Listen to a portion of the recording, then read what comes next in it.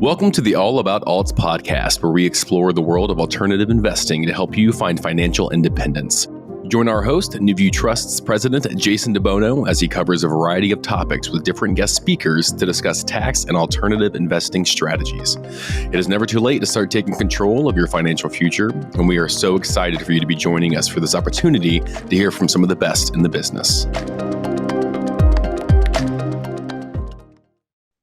Well, hey, what's up, everybody? We have a dual podcast today, which is really exciting, right? We're here with NewView and Jason DeBono, and he has an amazing podcast. And so we have our podcast, the RADD Podcast, here at RADD with Dutch Mendenhall. And so, we're going to play around a little bit and turn two podcasts into one. I think the content and information that will be shared today is going to be really exciting because this is January 2024. And what I'm pumped up about is our tribe and our people have been hitting me constantly. Taxes, IRAs, planning, what's going on with my retirement? What do I do with my real estate here at the end of the year and then the beginning of the next year? Like, what do I do, right? And so these are questions that I think Jason is uniquely, positioned to be able to answer. And I know he's got some questions for me too. And so, I'm going to dive right in. But Jason, I'm just an admirer of somebody who goes through the journey that you've been through to become president of NewView IRA, and more than that, you're literally conducting a multi-billion-dollar merger, right, with Inspira, and so there's so many exciting things to ask you about, right? So, but for our people, this is January. What kind of things should they be thinking about? What's going on in their world of people's lives right now? I mean, I have my money that I have to get to the right places. I always, do I want to pay more taxes or have more ability to borrow more money? Like, what do we do? So let's start there somewhere. Well, thanks, Dutch, for having me. And yeah, this is kind of fun. We've never done a combined podcast, and so here we are for our listeners on the All About Alts podcast, and excited to kind of be here with Dutch, but also have Dutch technically, I think, on the show. So Dutch has an amazing background and has done so much through a lot of different market cycles, and I think that's so critical in the real estate world, is understanding how do people navigate, in good times and bad times and in between times. And nobody has that crystal ball. I always say if we did, we'd all be too scared to actually look into it. But, the question that everybody wants to know is, what is the best thing to do? And going back, Dutch, to your kind of question, how do you plan effectively? And I'll start part of an answer, and I'd love to get your feedback as well. There is no one size fits all approach to planning. And I think it's important for people to really think about that. The best advice that I can give anyone is, if you do not have a good tax professional, go get one. I think people think I've got a great attorney, which is good when things are bad. But attorneys typically, they're really here to protect the downside. They're not really big on the upside, right? And not a knock on attorneys. It's just not what they're paid to do. Tax professionals are really here for the upside. So, you don't call your tax professional when you're being audited. You have a tax professional to keep from being audited, or to feel comfortable through the process that you won't be audited, or if you are, that you've done all the right things. So whatever you've thought, if you don't have a good tax professional in the past, I would just encourage you, find someone. They may cost you a couple $1,000 a year. But if you think about tax rates, and even at a 25% tax rate, they really only have to help you save money on 10 grand of your income to cover their $2,500 expense for the year. So that's my first start. It is personal. Get a tax professional, a CPA, someone that's licensed and understands real estate. If you are explaining to them what you're doing with your money, probably not the right type of professional. And I see this all the time. So we'll start there, and I'll turn it back to you. Not so much what to do, but make sure you've got that tax pro in your corner. I mean, I love this conversation, right, Jason? Because I've been through a lot of different cycles with tax professionals over the years. I went through a pretty, significant audit myself. I want to say maybe it was 2019, right? And, ended up having a 6-figure tax bill, right, from that. And, when you get a 6-figure tax bill, you kind of look at your taxes a little bit differently, and you say, what am I to do? And so I dedicated a whole chapter in Money Shackles to choosing the right tax professionals, red flags, checklists, things you got to check off your list. And so some of my, first thing is, if you get the tax professional that well, I'm going to figure out how your taxes so you pay nothing in taxes, right? But you haven't already prepared, right? up to that point in time to control your taxes, handle your taxes the correct way, then you're probably setting yourself up for a future audit, right? And so, my big thing is preparing to pay less in taxes or utilize the tax code starts you can even start years, right, before you get to your higher income years. And so, I always believe that every American should own a business. Every American should have an LLC. Every American should have that, because if they don't have that, then they're not utilizing the tax code correctly, right? Owning real estate obviously is utilizing the tax code. Having, a tax advantage IRAs obviously utilizing the tax code. These are, requirements, but if you don't start the planning to do that now, then you're obviously choosing the wrong professional. And so, it's a unique balance that, for me, when I look at my first time I ever made money. So I went from a college baseball coach to a headhunter, to an executive recruiter. And I still to this day can't ever imagine why that company hired me as a headhunter when I had been, coaching college baseball. And I remember I had said, maybe I'll get a real job this summer and see what, normal life is like. At 25, I had, been coaching college baseball, and I said, what am I to do? And I, went to a temp agency, and 3 interviews, and 2 days later, they hired me as an executive recruiter, a headhunter. And, as I look at that, the first full 12 months calendar year, I think I started that summer in June. So, but the next year from January to December, I made, more money than I ever imagined. And I paid $90,000 in taxes. And I looked at my life and I said, well, I saved $50,000 this year. I paid off some, student loans and other things, and didn't really, buy anything. And I said, so I saved less money than I paid in taxes. As I said, if I can pay less than 90,000 per year for the next 20 years, it might be a good thing. And so that's, was kind of my first look at it, because I was just, the government had more money than I did, which the government will always have more money than we have. And so, I just think it's an important, but I think step one of planning is you have to start planning. You have to make a list of the things that you need to start preparing for, right? So for me, and planning, take an inventory, of everything that's going on in your life. What do you spend money on? What do you not spend money on?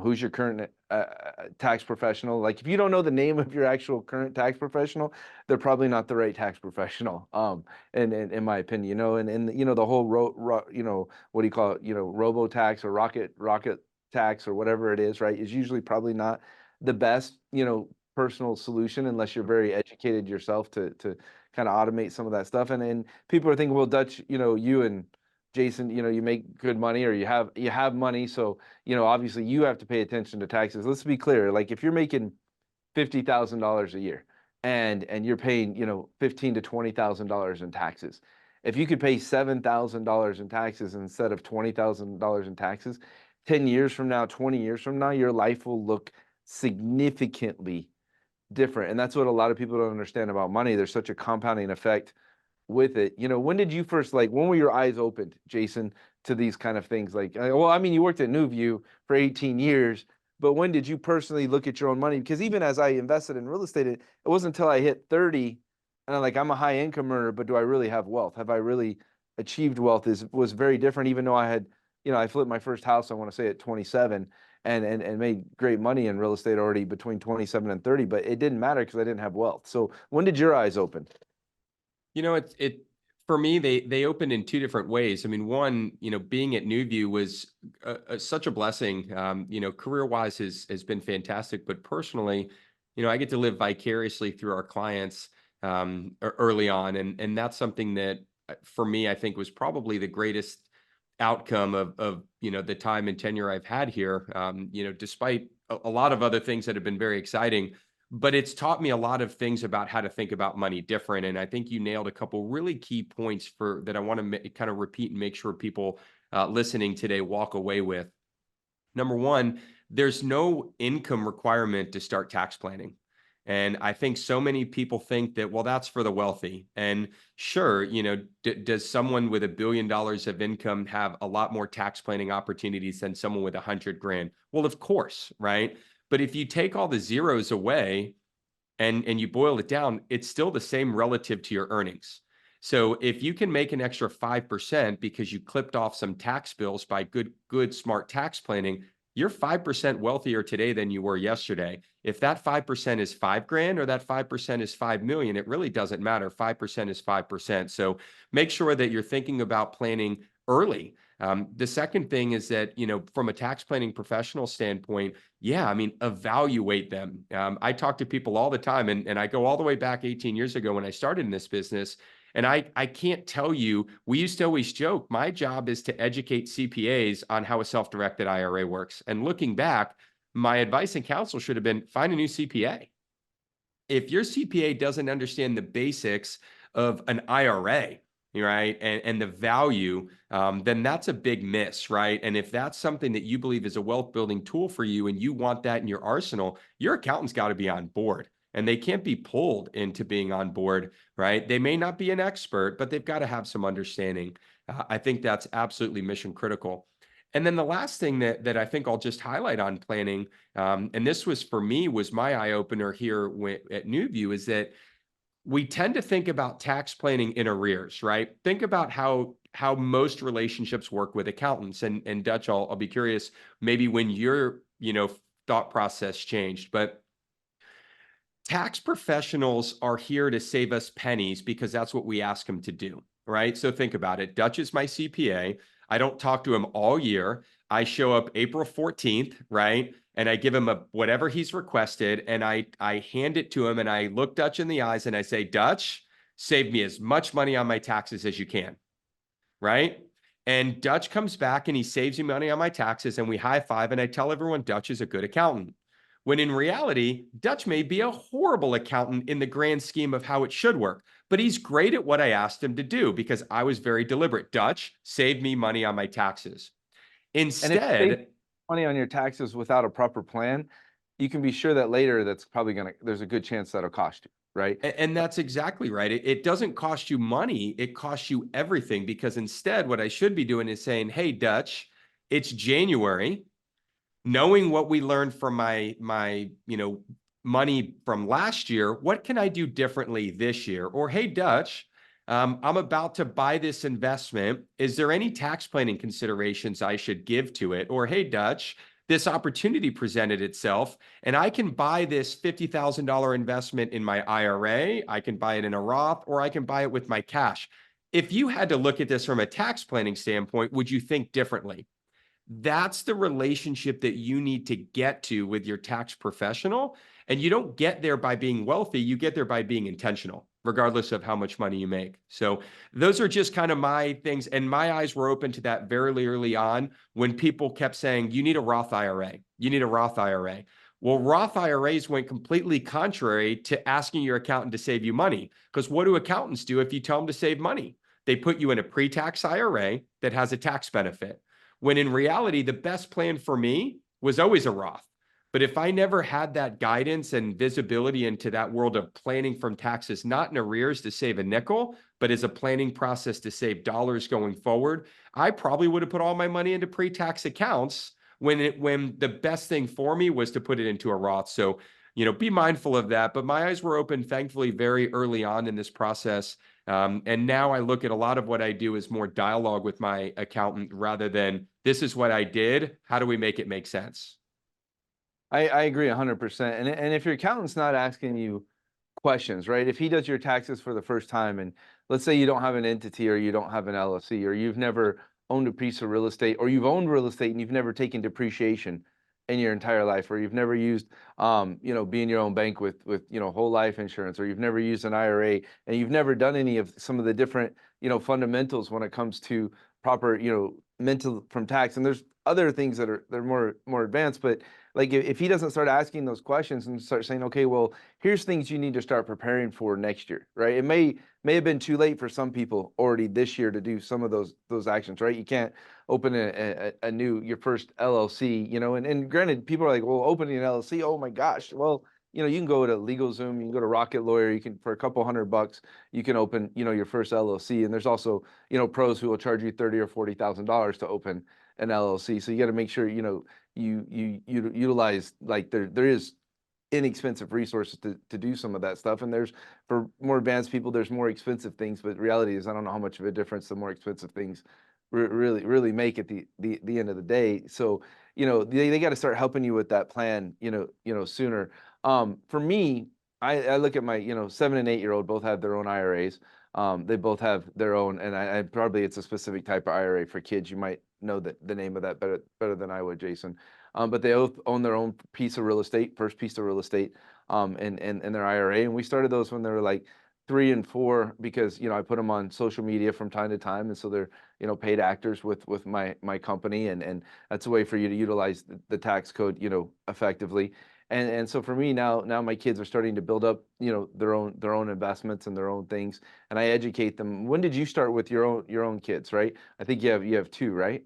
Yep. Yeah. Very similar, very early on. The luxury of being on this side of the business is that I do get to see and hear a lot of these strategies. And, we use the Coverdell educational accounts as a retirement tool or as a savings tool, along with some Roths. And the value of that is two-part. It creates a savings vehicle early on, but it also gives you some stuff to talk to them about.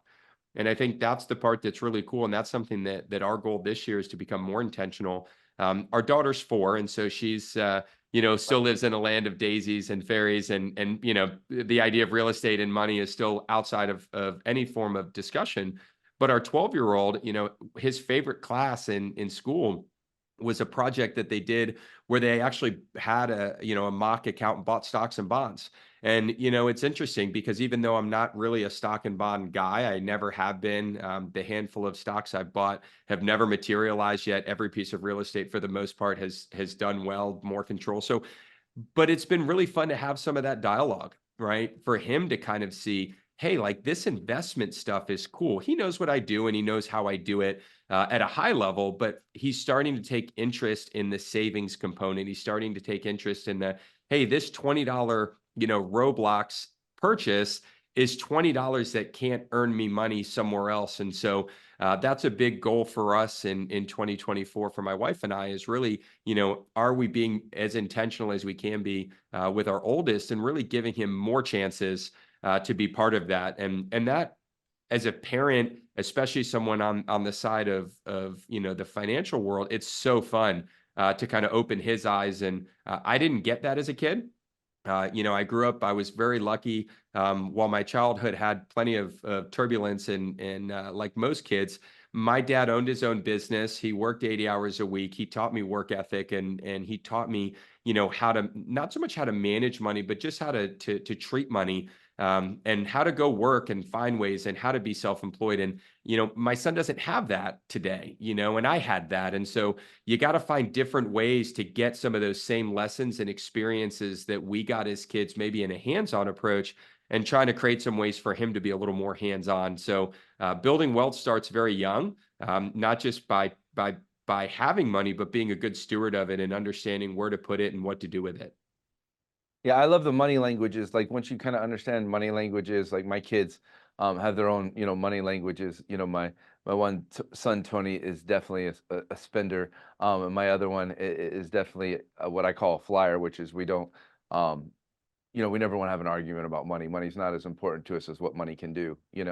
And so I love, learning even about my own kids' personality because they might not have the exact same DNA. Because my wife and I had some differences, with money earlier on in our relationship because, my wife has that bit of, she wants security. She wants to be safe, that's kind of that saver. She has a risk taker partner personality. Otherwise we wouldn't have made it as a couple, being an entrepreneur, but at the same time, I remember we met, very, very wealthy commercial real estate investor, in California. And, he is a part of our church. And so like, I remember learning, like identifying, and maybe it's just part of my personality. I started identifying who, I went to church with, like who's very successful, who has a happy marriage, right? Who has, like I just started looking and like, these are the people I want to learn from. And so, when I started to learn about, his real estate and those kind of things, I really wanted to learn about how him and his wife can actually talk about money. How can they have, a productive conversation about money? Because for my wife, it was, let's take money and put it aside. That makes us safe. It makes us feel secure. And for me, all money was ammunition, right? It was my ability to go load up and buy the next asset, to make the next investment, to build the next business, to grow the next business. And so that there, even though, we're very much on page with being an entrepreneurial lifestyle, because that was the choice, we made, or choice we agreed on as a couple.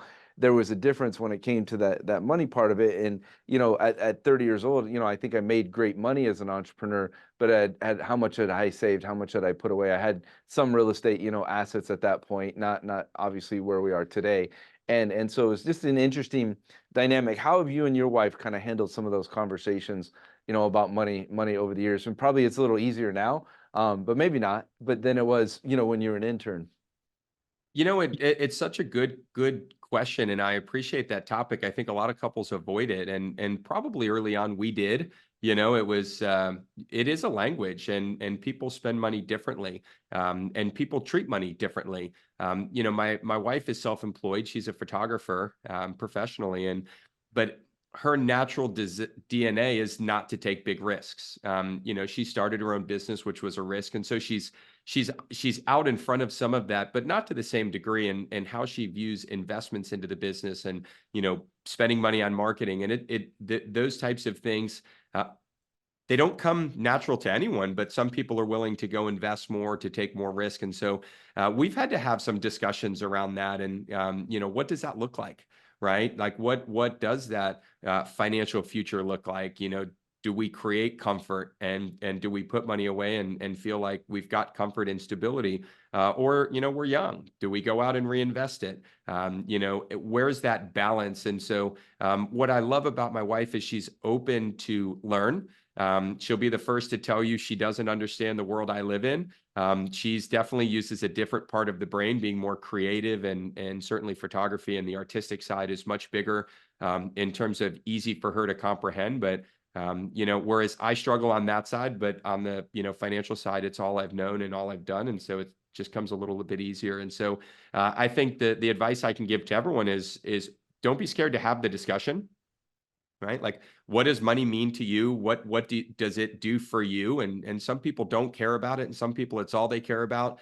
Some people have money and it's sitting in the bank, and they'll never spend it because they just want comfort, and their lifestyle doesn't change one bit. And other people, they live a lifestyle that's so far ahead of their means because that lifestyle is what money is to them. And so have those discussions.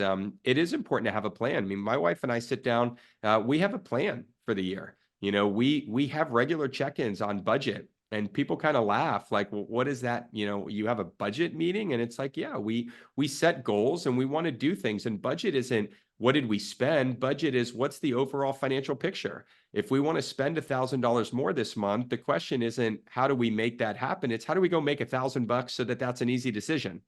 Right. So I think it is really critical to have some money goals, have some net worth goals, have some saving goals. And then most importantly, like any good goal, is how do you get there? And I think that's where people fall short in the wealth building model. Is it's easy. And I'm sure, Dutch, you've come across people in your life, and I have too, whether they're friends, family members, people you've met, acquaintances, business, where they're aspirational. I want to make $1 million this year. Like, high five, man. I hope you make $2 million. But how are you going to make 100 grand, let alone $1 million? Right. And maybe this isn't your year to make $1 million. Maybe this is your year to tee everything up to make the $1 million for next year. But are you having those discussions? Is your spouse on the same page? Are you running in a different direction? Like, those are all things that you have to be prepared for. And I think last piece as an entrepreneur, and this is a real challenge. And I think I'd turn this question back to you. As an entrepreneur and building a business, it's very easy to say, well, Dutch, you've built this successful business and life is good and you've got wealth and you can do all these things. What nobody tends to look at is, what was that journey? Because that didn't happen overnight. What were the 80-hour, what was it like when you tucked your kids into bed and were on your computer, or maybe had to FaceTime your kids because the business needed you to be on the road? How do you manage those things for your kids and with your wife? Because I think a lot of people want to get wealthy, and a lot of people want to make money, and a lot of people want to be entrepreneurs or real estate professionals or whatever that is. But the journey to get there requires some concessions, and it requires some hard work and effort. How did you and your wife navigate that side of the equation, and with your family as well? Well, there's a lot loaded into that, and loaded in that question. How do we navigate the personal, journey with my wife and I, right? I think one is being on the same page, right? Like I am not my household CFO, right? My wife is our household CFO. And that's fascinating because I'm the, larger, primary breadwinner, right? And our family, and my wife makes incredible, income now as one of the, executives within our company. But as an entrepreneur, there was a point of surrender to each other, right? And I think any successful marriage has a certain amount of surrender to one another. And I think it's about finding those right agreements. And when you have those right agreements, it makes a huge difference, right? I've made over $1 million on one real estate deal. But if I was sitting here watching, Facebook, or I'm watching the internet, and somebody says, you can sit on your couch and watch TV and make $1 million, in real estate this year, and it'll happen in 35 seconds, that's very dangerous, right? I made $1 million in one real estate this year, but there was also, a lifetime of, negotiating deals, a lifetime of building up investors, a lifetime of building up buyers, a lifetime of building different things, and we bought a golf course this year, and we cleared about almost $2 million, right, in total capital, on that deal, and it was freaking awesome, right? But that didn't happen overnight. It was an amazing amount of work and time and effort that goes into it. And I think, this is an interesting time because we just came off of super high interest rates in real estate. And that's when a lot of people, don't buy real estate. And then they get afraid because they're afraid of high interest rates, and they're afraid of the markets, and they're afraid of different things. But, the reality is, having been through all the different cycles I have been, the last 6 months of 2023 is the best buying I've done probably since maybe going back all the way like to 2015, 2016.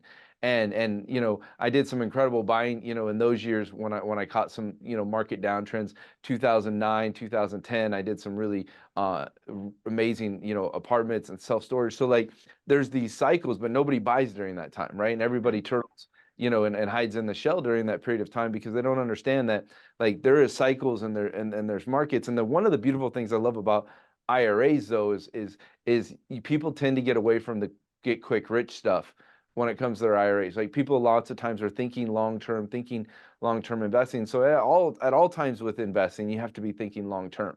And anybody who's thinking short-term is a way for you to really get hammered at any point in time in real estate. Have I ever made a quick buck in real estate? Absolutely. But is that my goal when I look at deals, when I look at investments? It's just not. And those opportunities will present themselves, but it's not what I look for. I'm always worried for my investors. Like my big thing is out of all of our investors, and my biggest worry for them is always like, how can we keep them from getting screwed? And I know that kind of sounds interesting, but like there's so much bad stuff out there.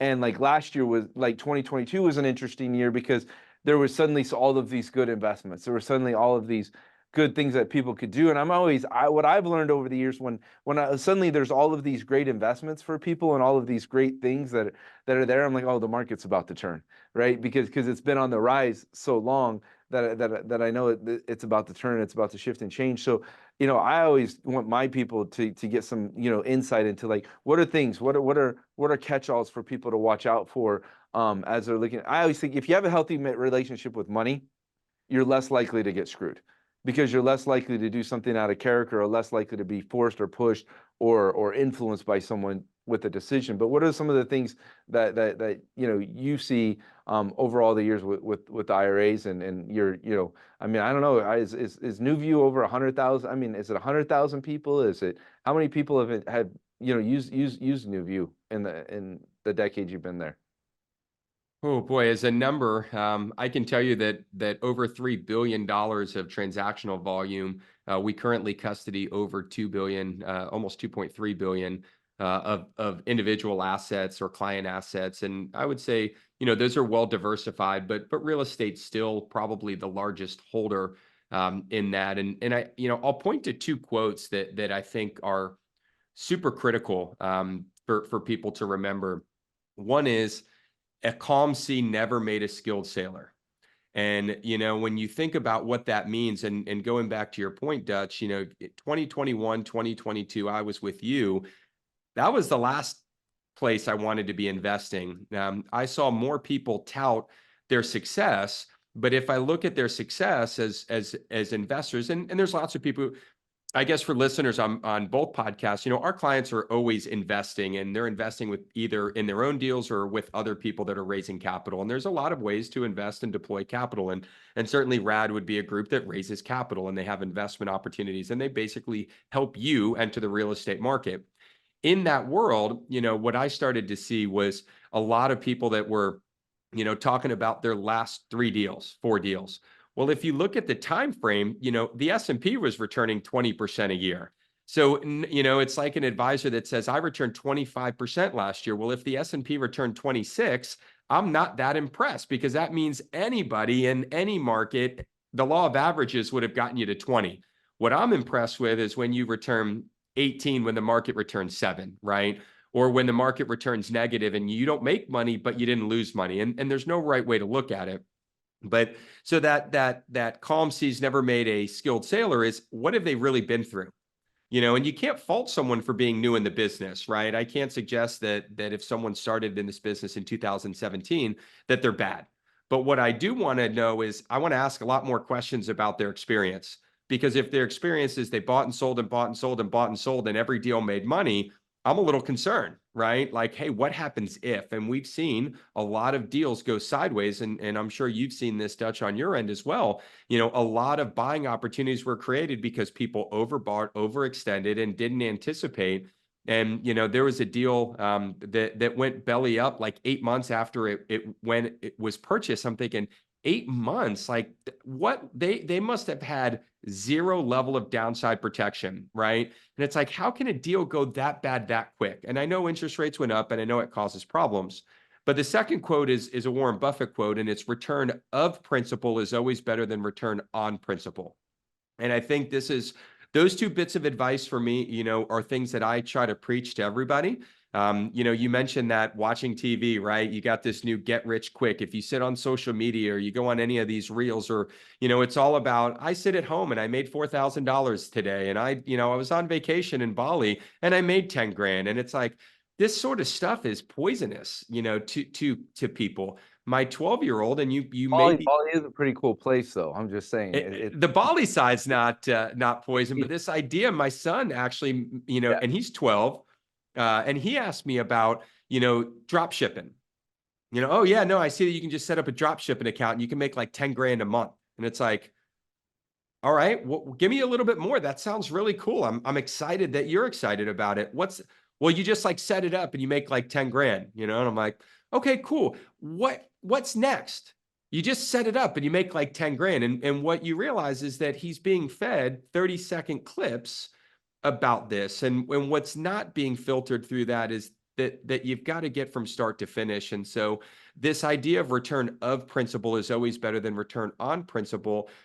This generation grew up in Bitcoin. They grew up with Bitcoin millionaires that really didn't do anything. And so I see this coming, this freight train of I would say, probably 30 somethings and below, that they all want to get there faster. But if you take your core, your investment, and I'll just share you a quick numeric kind of story that I've always shared, and something I tell my kids is, if you spend more money than you have, it costs you money. If you save more money than you have, it makes you money, right? So what side of that coin do you want to be on? Right. So if you spend more, right, you got to take on debt. Not that debt's a bad thing, but bad debt is a bad thing, right? It costs you money. But if you save more, so if you take 2 different people, right? So let's just say Dutch is investor A and he's a good saver, and Jason is a bad saver, right? And we both go out and we invest into the same investment we make 10%, and it's the same deal. All of that, we're equal. But what's different is you've got 100 grand to invest and I've got 5 grand. And so you will naturally make more money than me because of the choices you made to get to the 100 grand of savings than you did on the choices on the investment side to make 10%. So it's something that I come back to, this kind of philosophy for people when it comes to investment and saving is, yeah, you've got to be a good investor, but you've got to give yourself resources to save. So if I look at IRAs, why I'm such a big proponent of them and why I think they're so incredible is it's the #1 legal tax-based program to save money. Nowhere else can any individual take money, with simple IRS code, meaning no need or help from tax professionals, and save money in a tax-free environment than an IRA. It's the greatest tax tool, and it's available to every single American with no work and effort. It's a great point, Jason, right? Now, you and I have some, philosophies, right? Definitely when it comes to money and those kind of things. Obviously, I think debt is a great weapon, right? When it comes to building wealth. And I think, most billionaires in the world have used debt and as an effective tool, but you have to know how to do that, right? There's a good use and there's bad debt and there's good debt. If you're using debt for lifestyle, then you are going to eventually be in pain. There's never a time like people use debt for lifestyle that pain isn't going to follow that, right? And so, but utilizing debt, to own real estate, or utilizing debt to start a business, build a business, right, can be good things when that debt's utilized the right way. And it's just fascinating as people are on these journeys now, because of, you said the thing, RAD does, take investments, or we do have investors. I'll do just the quick disclosures, right? We have Reg A's filed, we have Reg D's filed. You have to read those offering circulars if you end up on one of our websites, right? We're not soliciting, investments today as we share on this podcast, but I just need to make sure I do, some of those disclosures that all investments you make in this world can be a loss. And anytime anybody says that there is absolutely no way you can lose on investment is one of the red flags. You should walk away and run away from that investment, right? Over the years, I've had property stolen. I've had defrauded deeds and had property stolen. Over the years, I've had, what do you call it? Squatters, right? I once had a squatter who then defrauded a deed and said they owned the property, and it was a long journey to get those people out. And for us, that's time and legal, but for an individual investor, that can be a nightmare and be really, really painful, for them. And so, knowing some of those, pitfalls, I think is critical, when you make investments. But if it seems easy, stay away from it. So I give you a couple examples. Like a couple years ago, it was all ICOs, right? Initial coin offerings in crypto was the hot sit on a couch, become a millionaire, right? And there's some people who made money from that, and there's a lot of people who got scammed and didn't make money from that, right? Right now it's AI. Like everything's AI, and everybody talks about AI. The other day, somebody sent me an email and it says RADD AI, and they're like, "Is this you?" And I'm like, "No, this is not I." And to be clear, like trading bots in the stock market have been around for 20 years. It's not like brand new because there's suddenly AI, right? And if people are talking about, the things that are there, right? So sometimes it works, sometimes it doesn't work. When the markets are great, they always work. When the markets aren't great, they don't always work. These are some of the things. But anytime it's easy, simple, anytime it's you can make millions, overnight, then all your red flags got to go up, and you got to be worried. One of the things I think for you as a person is look at your worst case scenario, like Jason was saying. Like in your worst case scenario, can you get your money back? In your worst scenario, can you redeem your original, investment capital? I think that's critical. The best case scenario is less important than the worst case scenario. And that's not the conversation a lot of people have. It's one of the reasons, like, I love real estate. At the end of the day, I'm going to own something, right? There's going to be a tangible product. There's going to be a tangible thing, right? And, we've seen 100-year companies send the stock market into turmoil and blow the stock market up and be challenging. And so just because, if somebody doesn't have any track record, that's a red flag. You should probably stay away. But if people, have a track record, it doesn't mean that they're flawless, right? It doesn't mean that they're impervious, right? As interest rates went up, I was very glad to have the debt that we had from 2021, 2022, where we had lower interest rates. And so a lot of people are like, well, are you selling? Are you getting out of different things? I said, no, we're holding tight and we're holding strong, right? Until interest rates come down. And that's critical, right? We started using other techniques like seller financing and different things with some of our assets and properties in order to increase cash flow. But if people don't have a plan for it, like if you go back and watch YouTube videos of us in 21 and 22, like we were planning for higher interest rates as late 2020. As soon as I knew inflation was gonna go up, you have to go back and look at your history. Like 76 to 1980 was the last time inflation went up massively. Last time they raised interest rates at the level that they raised them this last year, and inflation's not going away. I heard an interesting Joe Rogan podcast this morning, and they were talking about the world in 1923 to 1984, because he had the guy from Yellowstone, the TV show on his podcast, right? And so he did the 1923. He goes, the world was closer to each other in 23 than in 84 than it is between 84 and 2024. Like we're further apart in the speed of economy, the speed of markets, the speed of money. And so it's fascinating. I think we're in an accelerated time. And I want to ask you a question when it comes to money, like inflation, when it comes to where money could be in 10 years versus like being a millionaire today isn't what it was even 10 years ago. It really doesn't mean what it meant 10 years ago. But there's an interesting part with compounding interest. Every time you add a zero, compounding kind of takes off in a whole different way. So being a millionaire is still more important than having 100,000 in savings, because the whole roll effect is huge. But it's fascinating. People say you can't retire on 2 million. I say, well, they don't make good investments, right? So I don't know. What's your opinion, like with what I believe, like we're in accelerated times of finances and money. I think we're already in a digital world when it comes to currency more than people realize. But what's your opinion? Oh man, there's a lot to unpack in No, it's that like question, and 2 seconds.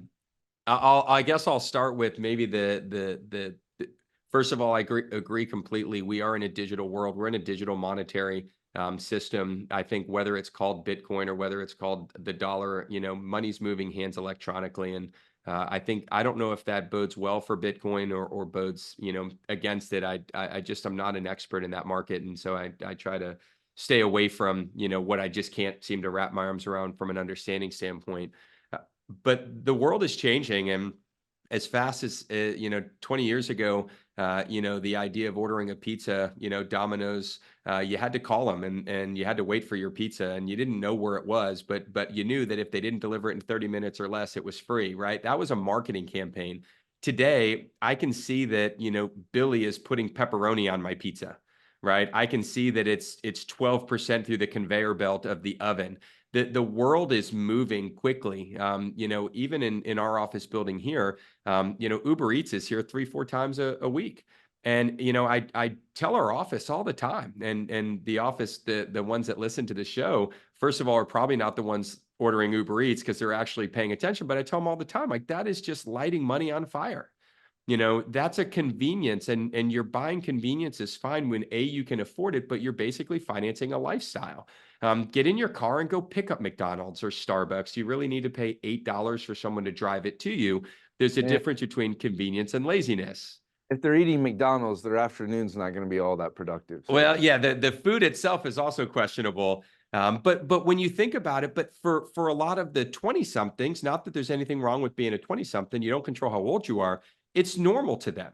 That is normal. That's a normal part of their day-to-day life. And so, what I'm kind of getting to is that as generations move, as economics move, as life moves, we all are moving at a pace that's 100 times faster than it used to be. Think about your phone. And depending on the age of who's listening, I mean, I can turn a video on my phone in 2 seconds. So much so that if it doesn't load, I was at the airport yesterday and I was having some issues with my service, and I was in between the Wi-Fi. When you get on the airplane and you're not able to use the airplane's Wi-Fi, but you're still in that weird part where you don't have cell phone service and you're too far away from the airport itself's Wi-Fi. And it's like, dude, this is ridiculous. I can't turn this on. 10 years ago, right? I mean, really 10 years ago, 15 years ago, you couldn't even watch a video on your phone. Right? Like you got to the airport. I remember early on when I was traveling, I mean, I would stop at the little magazine store and I'd grab the newspaper, the journal. Today, I just read it. So if you think about how our lives have moved, money's moved right alongside it. We just haven't accepted that reality. So, I'm with you in this idea that you can retire on any amount of money that you want. Your lifestyle has to be supportive, right? You can't live a $200,000 lifestyle on $100,000. But you have to look at how you accelerate money, and you've got to accelerate it quicker.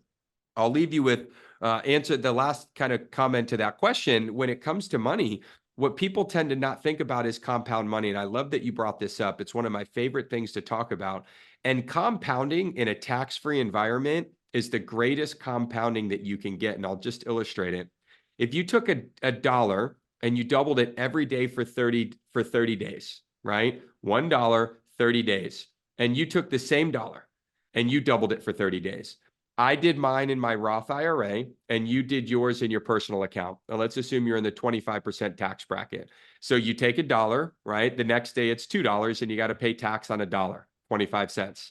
Now you have $1.75 and you make $1.75 and you got to pay tax. At the end of that 30 days or 30 years, however you want to look at it, but 30 doubling periods, you'll have about 80,000 bucks. Now, most people, right, would be like, you would be sitting around with your buddies and be like, guys, I turned $1 into 80 grand, and everyone would be high-fiving you like, dude, this is awesome. Dutch, way to go. You're brilliant. You're a genius. I take the exact same dollar and double it over the exact same period. So I'm taking no more risk. Everything's the same. But I did tax planning and I used compound interest to my benefit. It did it in a Roth IRA. Instead of having about 80 grand, I've got over $1 million. So I'm not sitting at Buffalo Wild Wings telling my buddies how I turned $1 into 80 grand. I'm sitting at the country club telling my buddies how I turned $1 into $1 million. That is the power of compound growth, and that's the power of tax planning. Illustrated in one example. Same scenario, same investment, same risk profile, same savings profile. We both only had to save $1. But because I used tax planning to my benefit, my investment grew to over $1 million and your investment grew to 80 grand. Now add some zeros to that or add some dollars and start looking at what this longer term planning looks like. And so I bring that back to your question, which is money is fast, money is quick, but money is still long term. And if you don't make long-term financial decisions today, you will pay the price over time. Yeah, I love that example, you give, because we do the same thing, as my father-in-law is a great story because my father-in-law, hated the fact that I didn't own my own home many, many years ago, right? And I had 10 rental properties before I bought my own home, right? And it was very frustrating to him because he's very traditional Hispanic, very, old school, and he is an investor himself, right? He's done decent with his retirement and he worked a long career in order to set up his retirement and stuff. And so, I have nothing but respect with the way he approaches finances. But I said to his name's Ernie, I said to Ernie, I can't wait 20 or 30 or 40 years for me to be where I want to be financially as a person, right? I'm on a 5 to 10 year plan for me to be exactly where I want to be. When my kids hit, 10, 11, 12 years old, I want to be in presence, be quality time with them. I don't want to be working 80 hours a week because I know that pain of a dad that works 80 hours a week. And I went through that, as a part of my childhood of not parents not being as present as they could. And yeah, I respected them for many things, but presence is important as a parent. So, and so I look at, as I teach my investors, if you buy retail and you buy traditionally and you buy in the market, just because you're going to just buy a piece of real estate, money doesn't compound very fast. And if you buy one piece of real estate and you wait 10 years, it's not going to compound. But if you buy it, at a small discount, let's say 10% or 15%, and you utilize a little bit of rehabbing and you look at holding and you buy a new piece of real estate, let's say every 2 years. Well, 10 years later is the difference between owning one property and 5 properties. This is the difference between having millions of dollars in tax depreciation and having millions of dollars appreciating actively for you, or having a few $100,000, actively working for you. And so it's just such a different financial difference. And if you look at your IRA and you're in a tax-free situation, now all that money becomes yours. And in a non-tax-free situation, it doesn't become yours. And so, utilizing the different pieces of compound is 2 individuals who both, let's say, make $100,000 a year, 10 years or 20 years later, by taking different actions. One has, and I'm talking about the one who doesn't know exactly what they're doing, is conservative and they save their money and they put away and they're tight about it, but they don't know about IRAs, they don't know about 401ks, they don't know about, whole life insurance, they don't know about depreciation, they don't know what a 1031 is, they don't know, which is kind of exciting. I know you guys just added that as one of your guys' resources for you guys, but they don't know these things. And the other person, on the other hand, is educated on a healthy relationship with money, and they have the tools and the fundamental tools. The difference is a multimillionaire as opposed to a person who's made decent income, and granted, 100,000 today isn't what it was 10 years ago either. I remember when I was in college, it's man, if I make $100,000 a year, life's going to be really, really good. And I remember meeting, a successful entrepreneur, and he's like, Dutch, I can't live off of less than $20,000 a month. And I said, you're insane. It's you need to change your lifestyle. You need to adjust your lifestyle. I understand now that as the world's accelerated and the world's changed and I have kids and different things, that 100,000 a year is almost, in some parts of the country, is almost poverty level in different ways, which is mind blowing how much the world has changed. Actually, I think in California, I could be wrong, but I want to say like poverty is $70,000 a year, is a poverty level there. I could be wrong with the exact number, but that's kind of mind blowing to think that you can make that money, and that would cause you to have to live in a situation where you can only live if you have a roommate. Somebody else's income in the situation is kind of mind blowing. But yeah, I love compounding. It's literally, to me, if you've never even just took a spreadsheet and just compounded money simply to understand it, you'll never fully understand money at all. Yeah. Well, and that's what I think most people don't do. I think it goes back to that, having a healthy relationship with money. And look, anyone that says money doesn't buy happiness, right? I think someone jokes like hasn't slept, in 1,000 thread count sheets before, right? Like it can buy you happiness, but money doesn't create happiness. You got to be a happy person on your own, but you have to have a healthy understanding of how money works. And there's been times in my life where I have not had a healthy understanding of money. And, thankfully, over time, I've been able to correct some of those behaviors. And it is about getting to where you want to be. And we talked a little bit about that, goal setting and setting plans. And you're never too young, too old. You're never too poor, too rich to set goals and to set plans. And sometimes, understanding what your goal is helps you find resources to get there sooner and faster than you would have on your own. And so if my goal is to make $1 million, well, how do I get there? And what it causes me to do is it causes me to start asking questions like, how do I get there? Who are the people that can help me? I'd imagine, Dutch, you mentioned it, a big part of your journey in your life and success is reaching out to someone at your church that had been there and done that and said, hey, help me understand. It reminds me of the movie, The Pursuit of Happiness. It's like, you can't just visualize what you want and get there. You got to visualize what you want and then step back and say, what are the actions necessary? Because behind every single fancy car, fancy house, rich or poor, there's been work.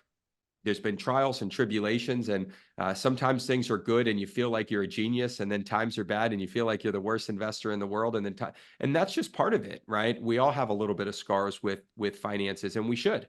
Everybody should have some of those, but understanding how money works and understanding where to go get some of the answers to the questions, I think is critical for people. And if you're listening today and you're kind of asking yourself, like, how do I get there? Whatever there is in your mind, and there doesn't have to be where Dutch is or where I am, it's there where you want to be. Make sure that you're asking the right questions to the right people, and be an active listener.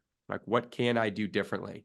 I don't know, Chris. Jason, you might have gave me a good new life philosophy, right? I was thinking like, never think you're a genius, but never stop thinking you're a genius, but then never think you're a genius. So I think that's a good one from what you're sharing there. I look at, my kids, and one of the things is their healthy relationship with money. Because a lot of the time when I was younger, because I lived on my own at 16, and when I was younger, I used to think, well, someday I want to be able to pass wealth down to my children, right? But I realize, and I've, with all the investors I've talked to over the years, this is just something I've learned in my core. It doesn't matter how much money you pass down. If your kids or your grandchildren don't have a healthy relationship with money, it's just a waste. It's just a complete waste of time. So I learned over the years, like for my kids, it's less important what I pass down to them financially than that they have a healthy, smart relationship about money and how money works. Because if when they turn 18, 20, 25 years old, if they have their own money that's working and they have that ability to understand how it gets applied into this new universe that we're going to walk into in the next 5 years, I think finances will change forever by 2030. I think things are going to be different than what people realize, and so it's fascinating, right? A few years ago, actually, I don't know if it was a few years ago, we were really close to them changing the rules for IRAs. They went pretty far into almost making less qualified investments and those kind of things. And I know they didn't change a lot of those rules. What was kind of your thought during that period of time? And how do you think, investors protect themselves a little bit individually? Well, my first thought was, the Washington is as crazy, dumb, and stupid as I think they are. And that's not a political reference. That's the entire, political landscape. I think both sides of the aisle have good, bad, and ugly. And unfortunately, I think on both sides of the aisle, it's becoming more bad and ugly than we'd all like. The reason I say that is, there's common sense, and I understand government has to operate and they need to maneuver. And the problem that I think you have is that you have a couple of people that can spark dialogue around very small items that they make much bigger. And so really that whole changes in guidelines that the or that the government had proposed was really, we refer to it as the Peter Thiel rules, right? For those that don't know, Peter Thiel founded PayPal and had used his retirement account or Roth account to buy a bunch of pre-IPO stock. And he's got like $5 billion in a Roth IRA, and everyone's like losing their mind on how could this happen? And, this is why Roths are bad. And the reality is 99.9% of people using these tools are actually helping the government, not hurting the government. And while that if you take that outlier away, the Roth IRA is a tool that gives people the ability to pay tax up front. That actually benefits the government. Yes, it benefits me too, but it benefits the government because the time value of money puts the money in the government's hands today. So there actually is not a love-hate relationship with Roths. It's a love-love relationship. I love them. They love them. We all love them. But every now and then there's some examples where they feel like that's a problem. So the rules that really, there were two rules that I thought were just crazy. As far as putting some caps on Roth IRAs and that, I don't see that as a bad thing, because the caps that are proposed, and I'm just so you know, I'm a less government guy overall, but the caps that were proposed were so big that if anyone actually hit them, it probably wouldn't matter financially, right? The second thing is that the thing that I thought was lunacy was they were really trying to put some restrictions on the investment choices. And that's where I draw the line. If they want to manage the tax side of it, that's fine. But managing and preventing people from accessing a big world of alternative investments and private equity is really, penalizing the masses for maybe some of the sins of a few. So overall, there's really nothing as an investor that you can do on the IRA side. Everything that we've seen, thankfully, don't focus on what gets proposed, focus on what gets passed. And in all different geopolitical cycles, meaning, Republican controlled, Democrat controlled, House, controlled here, Congress controlled here, this president, that president, nothing has ever passed for IRAs that haven't made it better, not worse. So the stuff that was proposed was all shot down. What did pass was the Secure Act, which actually increased, a lot of the things that we were able to do. What also passed was Secure 2.0, which moved the required minimum distribution age back. So all of these changes that did in fact occur and did in fact happen have only made accounts better. Lastly, they've given more access to Roth IRAs over the last 5 years, not less access. So I think what we're seeing is, keep being a smart investor, make the best decisions that you have with the information available to you today. I would not do something because you think the rules will change later. I would make the best decision today and be grandfathered in than be on the outside looking in because the rules really didn't change. So certainly stuff to watch, but not enough that we've seen that would suggest there's anything that we're concerned about. Only the opposite: more access, more rules, more availability of Roth accounts. In America, I'm such a proponent of, less government, less intervention, of the market correcting effectively itself, right? And the more you interfere with it, the less its ability to course correct, naturally. But I also believe when people need help, you help them, but that people also need to be educated in order to help themselves. Well, Dutch, this has been a lot of fun. We've never done a joint podcast at the same time. So thanks for I guess both having me on your podcast, and thanks for being on the All About Alts podcast. One thing I want to close out and just let everybody know is Dutch will be one of our featured speakers at our AltsCon conference coming up, which we're super excited about. We talked a lot about learning, and we talked a lot about your journey. No matter where you are in the investment process, if your goal is to build wealth and do that through alternative assets like real estate, definitely visit altscon.com and take a look at our speaker lineup. You can get your tickets there. But Dutch will be there. He's a wealth of knowledge. We're looking forward to him and a variety of speakers just sharing their insight and helping us all get a little bit better bit by bit as we continue our wealth building journey wherever we may be in that process today. So Dutch, thanks for being here, and thanks for having me on your show. Awesome, my friend. We'll talk to you soon. Great. Thanks. Thank you so much for listening. We hope the information within this podcast has given you the tools that you need to find your way to financial independence. We would love to partner with you on this journey. Text ALTS, that's ALTS, to 407-708-1853 to learn more about how to get started today. Don't forget to follow us to make sure you don't miss a second of content, and we'll see you next week.